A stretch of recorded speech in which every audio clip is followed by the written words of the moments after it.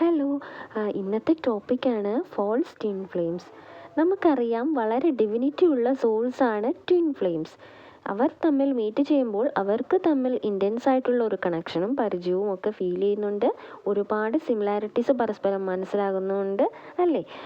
ഇതേ കാര്യങ്ങൾ അല്ലെങ്കിൽ ഇതേ ഫീലിങ്സ് ട്വിൻ ഫ്ലെയിംസ് അല്ലാത്ത ചില സോൾസിനെ കാണുമ്പോൾ ഒരു DFന് അല്ലെങ്കിൽ DMന് ഉണ്ടാകാറുണ്ട്.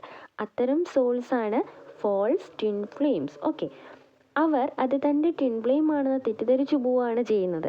ശരിക്കും പറഞ്ഞാൽ ഒരു DFന് അല്ലെങ്കിൽ DMന് അവർ ഒരു റിലേഷനിലാകുമ്പോൾ ഇത് TF ജേർണി ആണെന്നോ താനൊരു DFോ DMോ ആണെന്നോ ഒന്നും അറിവുണ്ടാകില്ല.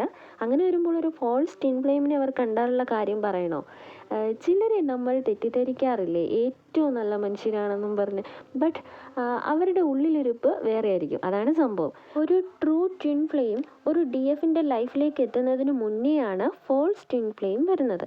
ട്രൂ ട്വിന്നിൻ്റെ എല്ലാ ലക്ഷണങ്ങളും ഇവർക്കുണ്ടായിരിക്കും. തുടക്കത്തിൽ അവർ ഭയങ്കര അണ്ടർസ്റ്റാൻഡിങ് ആയിട്ടും വിശ്വസ്തരായിട്ടും സ്നേഹമുള്ളവരായിട്ടും ഒക്കെ DFന് തോന്നുന്നു. സാധാരണ ഒരു ലവ് റിലേഷൻഷിപ്പ് പോലെ അവരുടെ റിലേഷൻ ഇങ്ങനെ തുടർന്നു പോകുന്നു. ചിലർ മാരീഡ് ആകുന്നു. പിന്നെ പെട്ടെന്നാണ് ഇവരുടെ മൈൻഡ് മാറുന്നത്. ഇവരുടെ ഒറിജിനൽ സ്വഭാവം പുറത്തു വരുന്നു. ഇവരും ഒരു കാർമിക്കായിട്ടാണ് DFൻ്റെ ലൈഫിൽ പ്രവർത്തിക്കുന്നത്. ഓക്കെ, അവരോടൊപ്പമുള്ള ലൈഫ് മുന്നോട്ട് പോകുമ്പോൾ DFന് തൻ്റെ എനർജി എല്ലാം ചോർന്നു പോകുന്നതായിട്ട് ഫീൽ ചെയ്യുന്നു. അവരെപ്പോഴും ഇങ്ങനെ കുറ്റപ്പെടുത്തിക്കൊണ്ടേയിരിക്കും. അവരിൽ നിന്നും നെഗറ്റീവ് എനർജി ആയിരിക്കും പുറത്തേക്ക് വരുന്നത്. അവർ തൻ്റെ പാർട്ട്ണറിനെ അൺകണ്ടീഷണലായിട്ട് സ്നേഹിക്കുന്നില്ല. അവരുടെ ആവശ്യങ്ങൾക്ക് വേണ്ടി മാത്രം സ്നേഹിക്കുന്നു. ഒരിക്കലും അവർ പാർട്ട്ണറിനെ സപ്പോർട്ട് ചെയ്യുന്നില്ല. തങ്ങളുടെ പാർട്ട്ണറിനെ എല്ലാ അർത്ഥത്തിലും ഡൗൺ ആക്കാൻ അവർ ശ്രമിക്കുന്നു.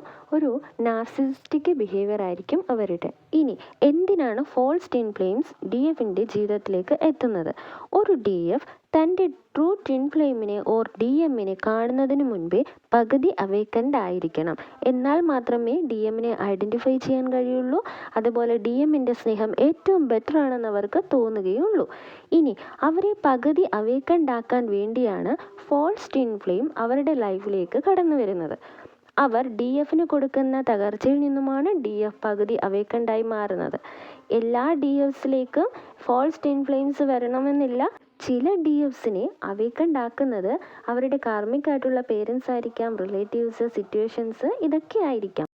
ഞാനും ഒരു ഫോൾസ് ട്വിൻ ഫ്ലെയിമിനെ ലൈഫിൽ എക്സ്പീരിയൻസ് ചെയ്തിട്ടുണ്ട്.